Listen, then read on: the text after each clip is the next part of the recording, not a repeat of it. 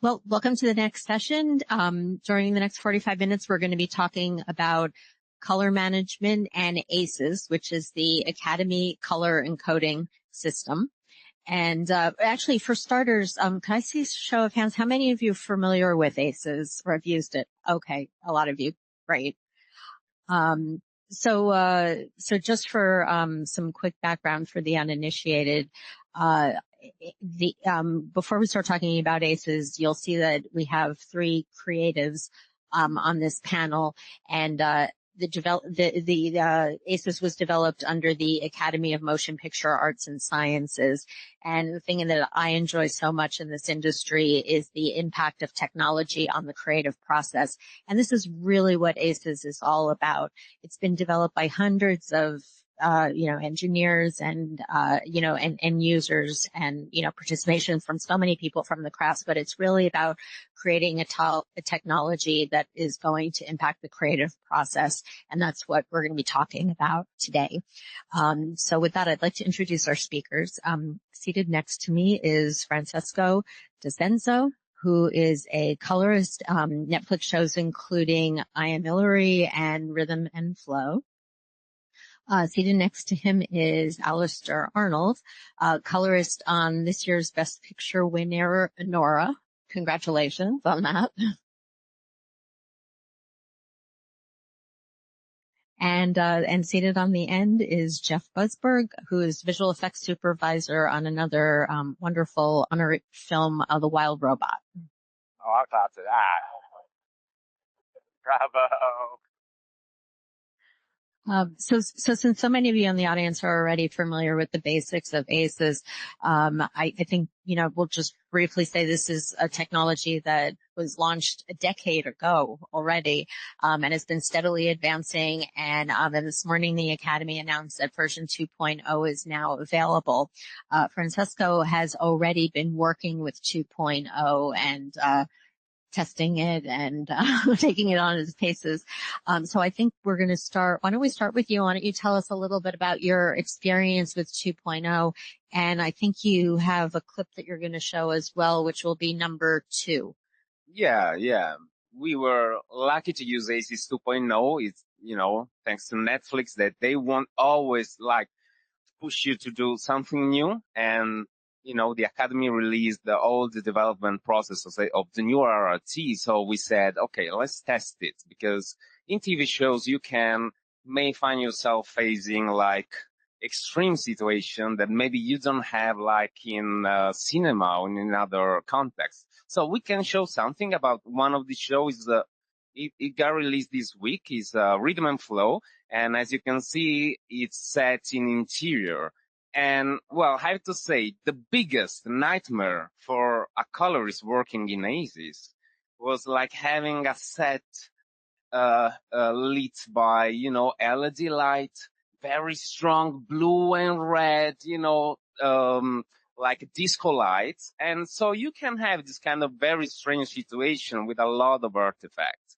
Now, it doesn't happen anymore with ACES 2.0, basically. And you can have a much more, beautiful starting point. This is what I'm talking about. This is a raw scene, and the only light is a blue LED light over there. And you can see in SDR in ACES 1.3, the blue is very strange. And you have the vetoscope as well. It's telling you, hey, we have a problem here. You have an out-of-gamut issue. We are going to solve it. Even if you're going to use the gamut compression, let's see, it's better, but it's not so way better it's going to be in ACES 2.0. See how the scene is more soft, and the vetoscope say, hey, everything is good.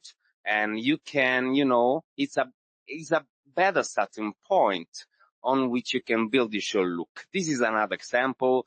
The blue is it's very strong on the floor, on shirts as well.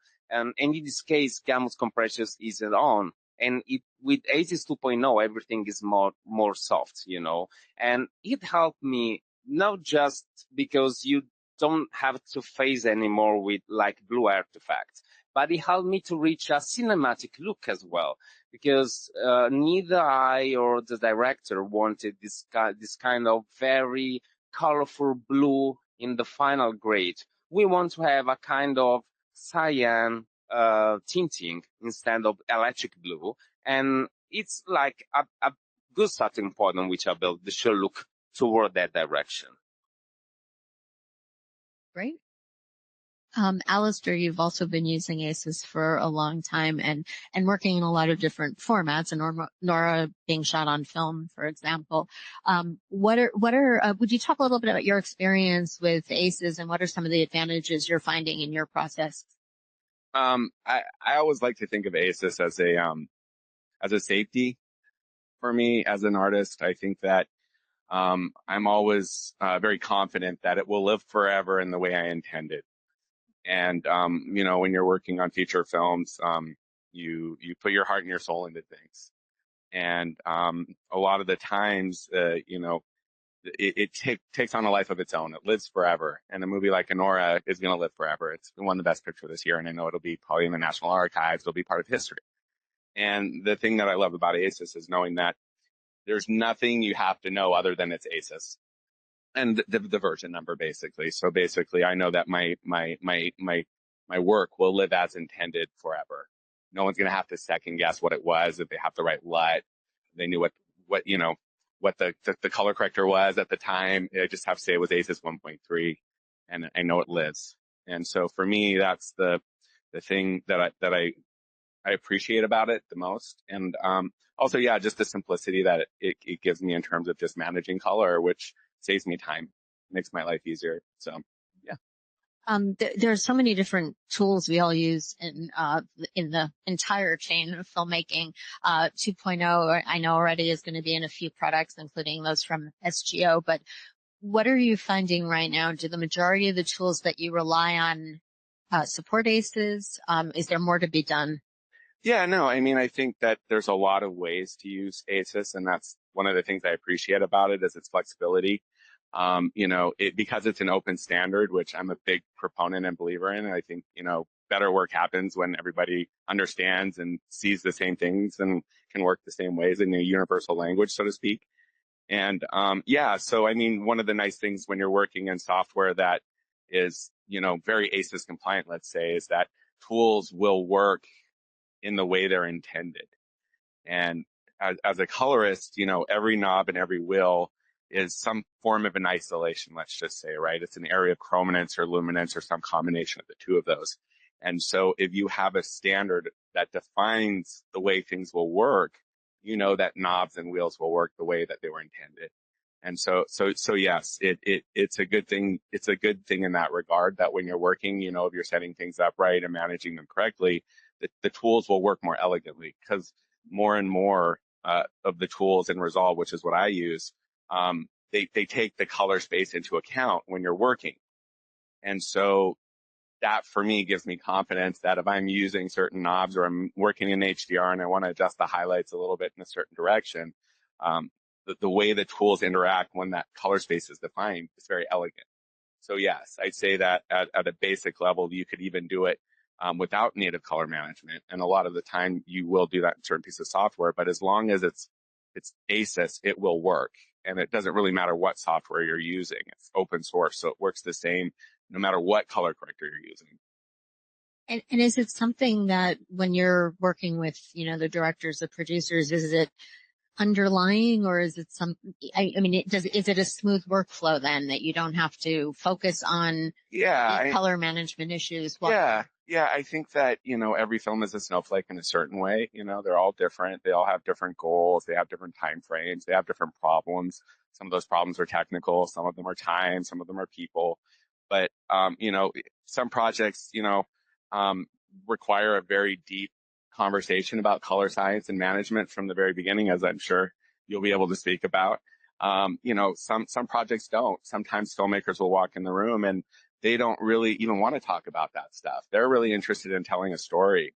And that point, a lot of the time it's going to be up to me to decide what I think the best approach to attack the film is. And, for that reason, ACES makes a lot of sense a lot of the time. And, that's why I use it so much, Yeah. So Jeff, computer animation obviously is a different animal. It has a lot of unique, aspects of it Do you want to talk a little bit about ACES and what are the advantages that you're finding in animation? Sure. We are very, very different in animation than live action, as you can tell. So in animation, we make everything from scratch, right? So we don't shoot any footage, and we have to author everything from pixels, from textures to models to get to your final pixels. And our journey with ACES started probably about 3+ years ago, when I was kind of early on the Wild Robots. We were looking at a lot of the kind of visual development art on the show, and the task that was kind of impressed upon me from Chris Sanders, the director, was like, can we get back to this hand-painted, crafted image?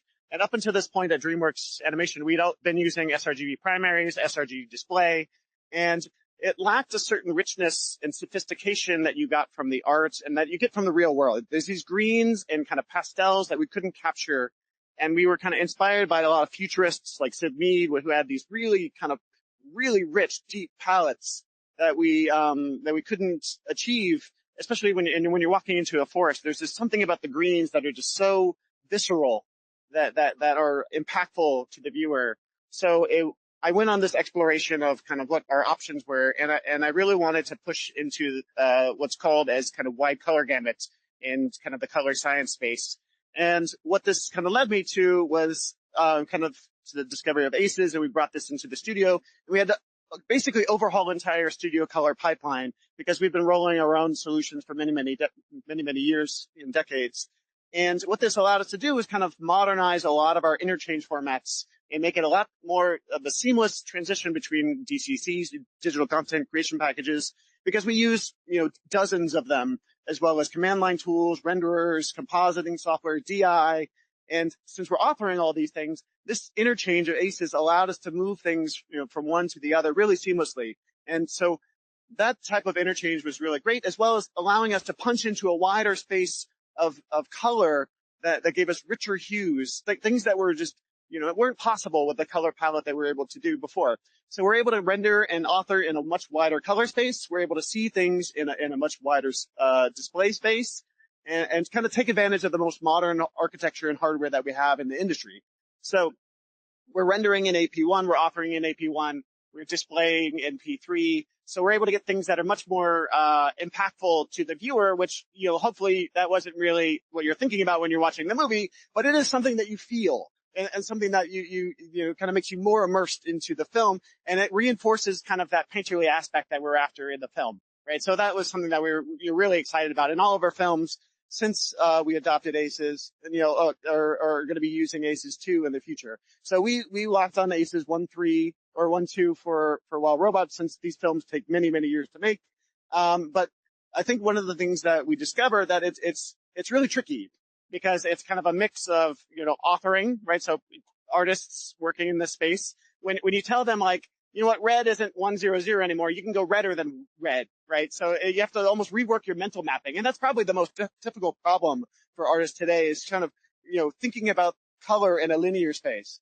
And then that's really difficult for the art departments, because they're used to kind of painting the exact color that they get on the screen, or Digimat, who are painting kind of the pastels in the sky or the clouds. But for artists that are working in lighting and rendering, they're used to working in this type of space, the same as colorists are, right? So just getting the education out there and kind of hand-holding your artists to make sure that they feel supported through that transition was really important. And I think it's challenging because not all of the DCCs out there support ACES, right? So some things have their own color management. So you're coming in and out of, color spaces, having to do inverse transforms, and trying to kind of make sure that, we can support our industry and our artists to make sure that all of them are working in the same ecosystem, because it allows us to transition between software packages based on the needs of their particular departments, right? So that's one area where we can help them. So I think where it's been really successful for us is especially, not just the authoring interchange between DCCs, but also delivery, right? So our movies are seen on a lot of different formats. Our canonical is in SDR, but we also make HDR formats. And that transition in ACES has been much more seamless than it has been in the past, because the values are much more predictable. The colors are more predictable, so that, when you expect something, you put down a color and then you want to see it on a different display, whether that's, theatrical SDR, theatrical HDR, you're watching it at home video, other delivery mechanisms, stuff that's predictable. And that's where ACES has been really successful.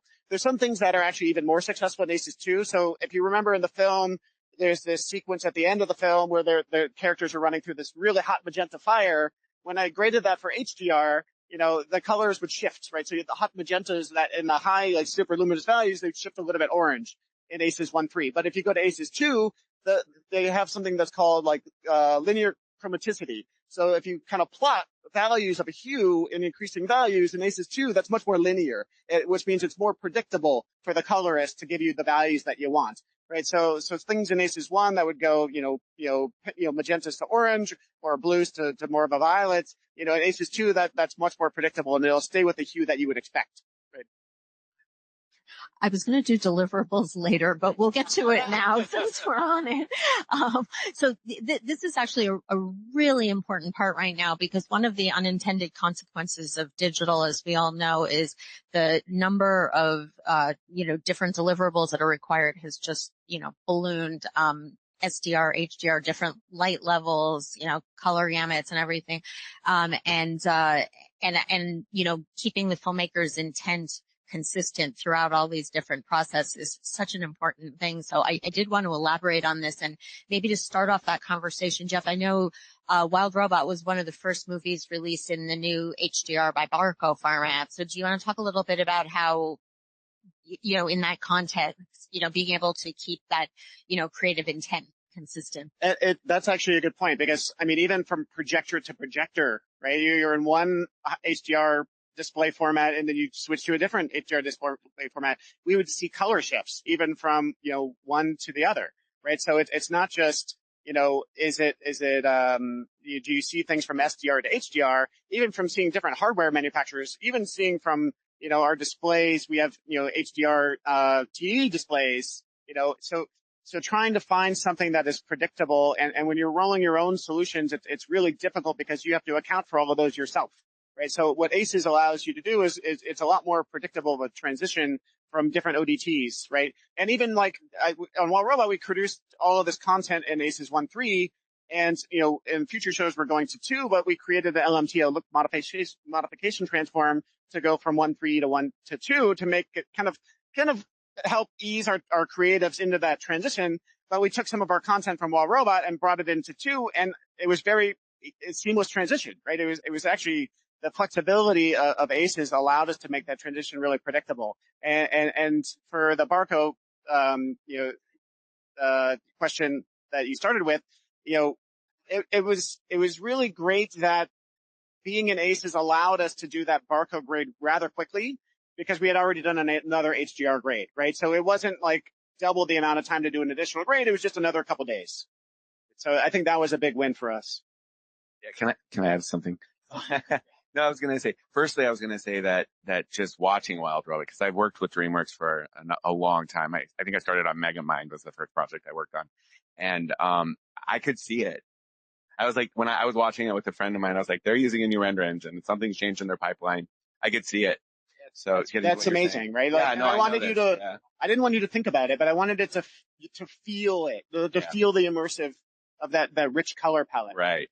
And also just to elaborate about the benefits of 2.0 is that, just to elaborate on what you were saying is that just because something is mathematically right isn't the same thing as perceptually right. Right. And that's the thing that can be very challenging with color, right? Is that, like you were saying, there's all these different displays and there, 2 different projectors. And so, a lot of the time as a colorist, my job is always to make sure that things stay consistent to the creative's intent across all these mediums. And on a big movie, they can be like sometimes 5 to 10 different versions of the movie at least. And so one of the nice things with 2.0 is that all of these perceptual improvements have been made now so that things scale much more elegantly. And basically all that means is that when you work in one version, your perception of how things look can stay much more consistent across displays. And for me, that just makes my life easier as a colorist, because the less time I have to focus on technicalities and fixes and trims, that's just more time for the creative. And ultimately, that's just all I want to be doing. So it's a benefit of really good perceptual color science. And so I just wanted to follow up on that just because, Yeah, it scales across mediums in many ways. It helps you on set as well, because not just on the final delivery, because on set, for example, we offer to DP the view in HDR and SDR. And from my perspective, it's more easy to build just one show look. Of course, I build my show look because I'm going to use it in HDR grading suite. But now with ACES 2.0, as you said, it's based on perceptual feeling of light. It's not just mathematical.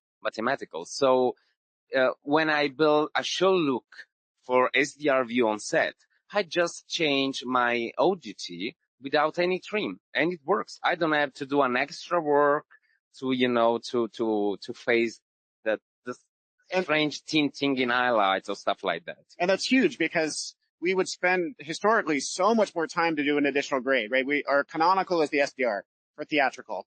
But then for the HDR previously, you'd almost spend the same amount of time, almost remake the movie in HDR. And today that's not the case because it's so much more predictable, right?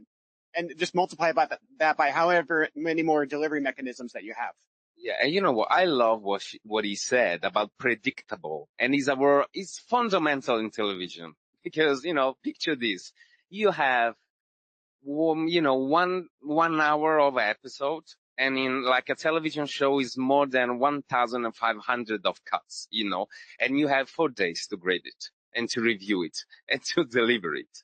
So ACES help you, to deal with different formats and different camera, because every show we have 6, 7, sometimes 8 different cameras, FX7, FX6, 9, DJI, and every DJI has its own IDT, and then something is shooting SDR, with broadcast camera. So you have a huge amount of things that they should work. They should have the same behavior. And ACES helped me a lot, because when I build my show lot, when I perform all the grading operations, they should act the same way. So everything should be predictable. Yeah. Yeah. I mean, I'm working on a film later this summer. It's a big studio movie. And it's a ACES pipeline from start to finish. Dailies, visual effects, editorial, color. And again, exactly what you're saying is that I know that all of these platforms, whoever's compositing, they've got the LMT, they know the ACES version. I'm good. I don't have to build different color pipelines and CDLs for different vendors and stuff. And again, that's just time, right? So all of these things just make you better just by saving you time, and so ultimately time is money. And so it's an efficiency thing, and it does work. It works very well. It's been used on probably hundreds of movies at this point. I don't know how many TV shows and commercials and music videos, and people use it for a reason, for sure. Yeah. Francesco, you brought another clip with another. What you want to show? Do you want to show that? Too Hot to Handle, Italian vibe. Yeah, let's do it. Too Hot to Handle. Come on. Sexy show. No, I'm joking. Okay, this is Too Hot to Handle. The Italian version is going to be released in May. And it was quite challenging for 2 reasons. First of all, it's a reality, and reality is a mess because, there is not always, very precise control of light in every situation. And it was more challenging because it's shot in SDR with PTZ camera in SDR because the logarithmic one, they weren't available at the moment. So, in this case, you can face, very extreme situation because we expected to have very strong highlights, hit the skin tones and exterior props. You know what I mean? So this is what I'm talking about. You're going to see this very beautiful girl in the swimming pool, but we have a very huge problem here. Let's see the huge artifact on her scarf. And this is the bad news. You can't recover that highlight details in your color pipelines. Of course, you can do that, something before the IDT, but do I really want to tweak my IDT shot by shot? It's not so clever in time managing. And if I don't know nothing about ACES, if I'm using ACES out of the box solution, I don't know what is an IDT. And maybe I can mess up my picture because IDT can improve, but it can destroy as well if you don't know what you're doing. And I want to fix just that issue without affect the rest part of the picture in the same time. With ACES 2.0, you don't have to think about it anymore, because here we go. Everything is there. You recover all the details out of the box without doing anything, without applying gamut compression anymore. And this is another thing that, I always struggled with ACES, and I'm talking about the yellow tinting in the highlights that happen in ACES 1.3. In ACES 2.0, it's a more clean starting point, and you don't have like this yellow tinting, in the highlights. It's more natural. And let's see, the color, the red color of the vase is more natural as well. And, with your show look, you're going to be better. And with that, I don't want to say that ACES 2.0 is like, oh, this is another example. And in this case, the yellow tinting occurs in the skin tone. So it's more visible, and it's something that you don't want it. Or the sky as well. It's very yellow. With ACES 2.0, the skin tone is more natural. And it's something that happened before. In certain situations, you could have very strange tinting on skin, on midtones. Now it's simply better. I don't want to say that ACES 2.0 is better with respect to the previous version, because I have a lot of friends and they're going to keep going on using ACES 1.3 because they love it. They love that look. But, it's, from my perspective, I prefer to have two options instead of one. So sometimes I felt that ACES pushed me in a certain direction of a look. You know what I mean? Now you can have a more clean starting point, and depending on your show, you can decide, ACES 1.3 is working, better. I love it, how it works in my show. Or you can try ACES 2.0, and, for me, as I said, I love it because I want to start from a clean, a more softy picture, and from there I want to build my show look. So, but it's like a point of view. It's a personal experience. Sounds good. Alastor, you're going to get the next question. The other thing I really wanted to talk about was archiving. We obviously want to preserve our film history. We want to preserve our cultural history. We want to enjoy these films at the Academy Museum and, countless other destinations. Could you talk a little bit about how ACES can be used in the archiving process? Yes. So yeah, obviously archival is, it's kind of ultimately to me, the most important thing outside of the creative, right? Because it doesn't matter how much hard work you put into something, if it's wrong or gone in 5, 10, 20 years, right? Like this is a big discussion in the industry in general, right? Is how our work lives when we're done with it. And one of the nice things about ACES and any 8 version of ACES is that the underlying we call it AP0, this like native space that everything lives in, is huge. It encompasses colors you can't even see. And so basically at the end that this archival format that is incredibly big, like huge color volume, it can hold anything, and there's nothing you're going to do that won't live in the right way. Everything is based on an open standard EXR. So your archival is just going to be an AP0 EXR, so open source as well, which is also wonderful. I don't worry about some file format that's incompatible in the future. I'm not worried about EXR. It's going to live forever. And so it's just a safety. It's actually not that complicated. It's just open source, wide color gamut, easy to move around between facilities. Any piece of software that's worth its mustard can open an EXR. And so, and even once you're in EXRs, there you can compress it. If you don't have the space, there's lossless compression you can do on an EXR, and there's slightly lossy ones that DreamWorks made open source as well that are beautiful that I just use in a project if you really need to save space. So there's all of these little fundamental things that are just easy. It's just easy. That's always the way I like to describe it. I'm going to kind of twist that and not just archival, it's as kind of consumer hardware catches up as well, right? We're rendering, at least at DreamWorks, in AP1, which is kind of a very wide set of primaries, not the AP0 where we do our archival footage, but that sets us up for, I don't have to change my primaries if the display technology improves over the years, right? So today, right, the consumer monitors that we have on our artist desks, you can support P3, but if different hardware comes out and we can now support Rec 2020, that's great. We can move to that. We don't have to change all of our underlying primaries that our artists are using day to day, right? So that's what I love about ACES, is that, we can kind of adapt with, as the hardware changes, the software changes, and I don't have a lot of concern that my work isn't going to live on from day to day, right? It's a kind of legacy, right? Yeah.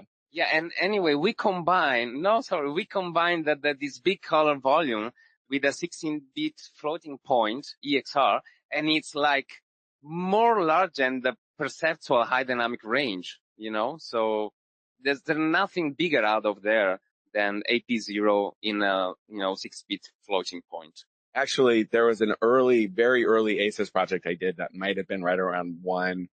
It was with Disney, and very early test. It was a short film, and I opened it up in HDR. It was done before really HDR was a thing, and it looked good. Yeah, it's cool. Like that's an example of like using something in a very early state, which was very, very, very insightful, and again, that's the thing, is you also don't know how your work will be purposed in the future either, right? So as an artist too, you have to think about the viability of something in ways that you may not even know or understand yet. If I can elaborate on that, like, you have to start thinking about how are your artists going to work, right? And you just reminded me of something like, for us, if the display technology can only display P3, but you can author a much wider space, what do? Because they're working blind if they're outside of that space. So do you artificially constrain your artists? Like, you can only go this magenta, right? But then if they hit it with a really hot magenta light, you're way off the boundary. So, but we've captured this color, but you can only display. So you have to think about more artist side workflows of, what do you want to do with the color that is available to you, right? With more power comes more responsibility. So you have to think about, we can achieve all these colors that might not even be able to display on our display. They might not even be physically possible color, right? So you have to start thinking about, how do you utilize that? So I think you start thinking about more artist-facing solutions. Yeah, one of the ways to think about what your output transform is, basically, which generally is going to be your display, it may be your exports, is that the display transform is really what's constraining the image for you, right? It's the underlying meat of the color is all still there. It's not that it's not there. It's that the management of the ACES is constraining things to your display, which is what you're seeing, right? But if that display changes, it will expand the color volume and adjust the gamma, contrast, PQ, whatever it is, into the new display. So it's just very flexible in that regard, not to dumb things down too much, but there's this idea that the volume of what you're doing, the complete piece of it, even if you're not seeing it, is still preserved.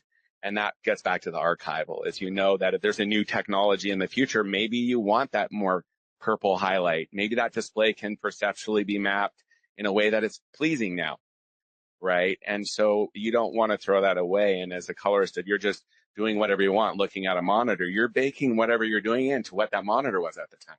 That's called working display referred. And that is not always a bad thing. Sometimes you have to do that as a colorist, but when you're working on things that you care that their lifetime is more than going to be 15 seconds on a commercial, these things become very important. And part of my job is to think about the long-term viability of a project. Yeah. And honestly, our art department still works like that because they're limited by the painting software that's out there. They work display referred. Like, the pixel that they paint is the pixel that is coming to the screen. But, we have to reverse engineer that with an inverse LUT to get something that is linear to fit an ACES. So that's a severe limitation of the painting software that out there today.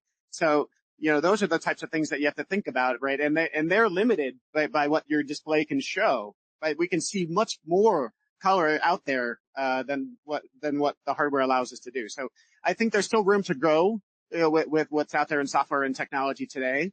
But I think that we're all headed to an interchange format that all of us can speak the same language. Yeah, but I think we should mention the invertibility in ACES 2.0 because it's something that you can do before. Now you can come back from the linear, whatever you want, without losing any details. For me, it's very important because sometimes I'm in DaVinci, I want to use gamma operators to perform some stuff like beauty retouch. I prefer not to do beauty retouchment in logarithmic color space. I prefer to do that in gamma. And now you can, create a sandwich of linear to gamma to linear without losing any detail. And it wasn't possible before. And it's one of the biggest, like for me, development with ACES 2.0. Oh, absolutely. Because there's certain things like painting, obviously, you don't want to do in linear. You want to do in Exactly. what kind of something that's more perceptually accurate. Or even something like a ramp, as simple as a ramp. You want something that's perceptually linear, right? But, you can't just do a linear ramp in linear space and get what you want. So there's some operations that you do want to do in your transform space. Well, we wanted to leave a little time for questions. So, do we have any? Come on, people. Someone's got to have a question. Okay, we have Have a one life over here. Don't be shy. We want to know about your life. No. Here are some hot details. We don't have enough time. Oh, we can't hear you. Oh, with sound.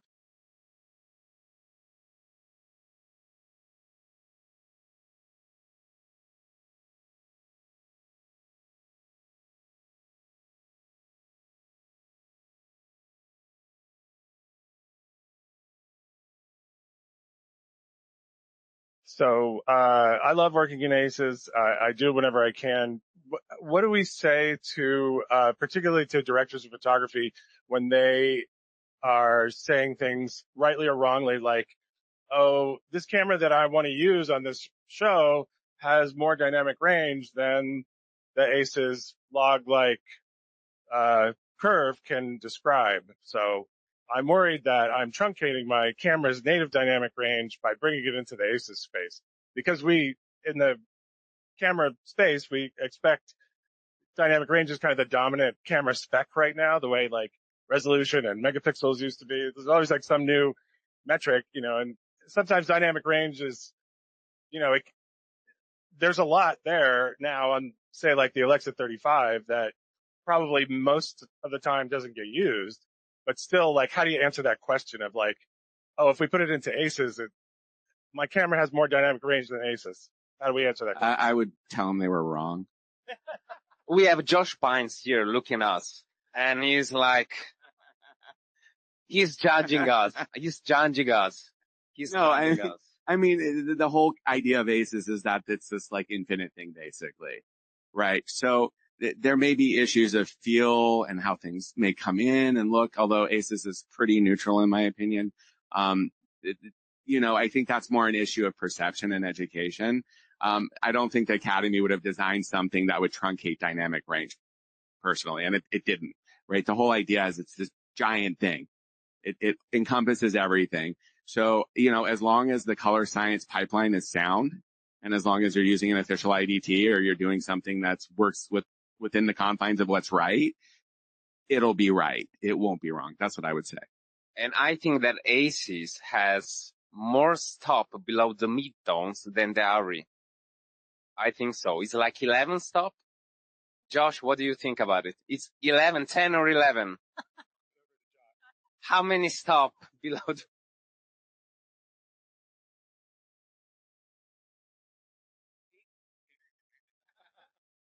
the underlying ACES encoding has zillions. The point there was the ACES CCT grading space. If you just look at that 0 to 1.0, it is true that ACES CCT only went up to like 420 something. I don't know why they picked 420, but and the new some of the newer cameras can go higher than that, but that's 0 to 1.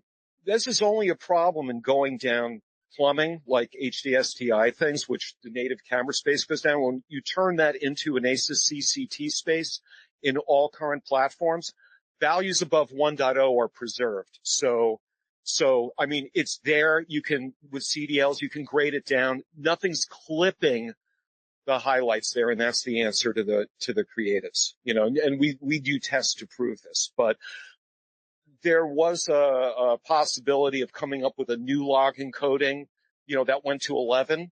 And that's still being considered, but, you know, so that could be done just to answer, but there really is no clipping happening in today's platform. There were some issues with some wireless transmitters that there was some stuff that was problematic. But I would say when you're grading, if you're in a full float color corrector, that's good. But any color corrector now is good enough to do. So the thing there is, don't turn it into ACES CCT before it's going down plumbing. Do that conversion in your grading platform as an input transform. Thank you. Do we have other questions? Also on this side.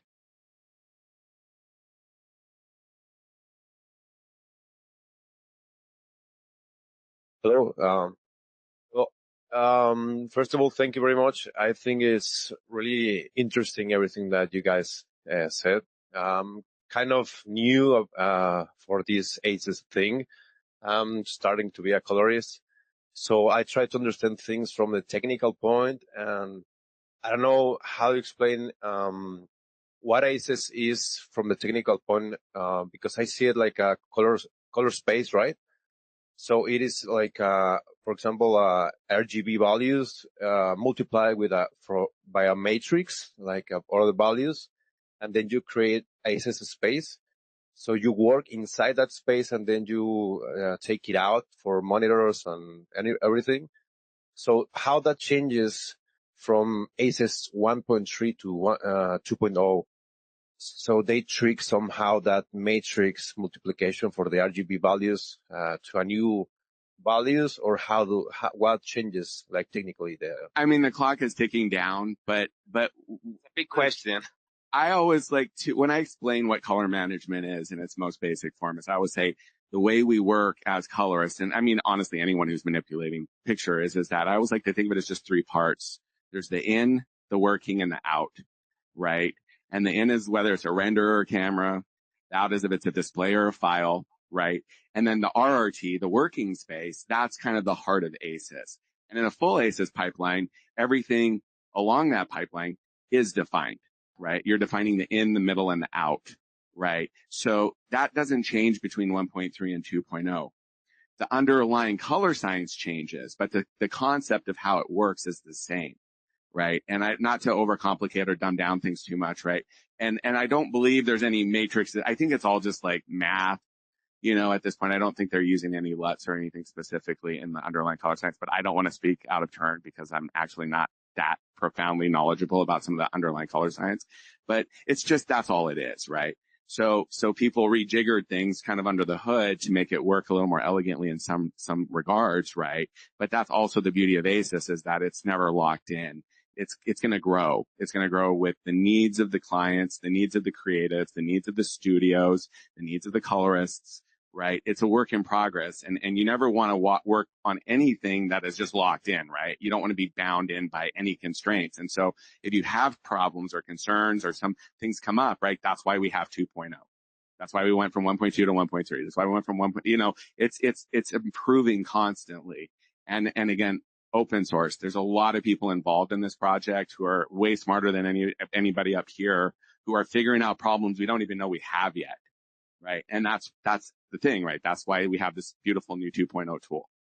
And today is so well integrated. So even if you don't know anything about it, you can start to use the out-of-box solution in Resolve or Baseline, whatever you want. So, and then this is something that I love of ACES. It's flexible. So you can start like that, and then you can build with time your own color pipeline with more knowledge. But it's easy to use with out of box.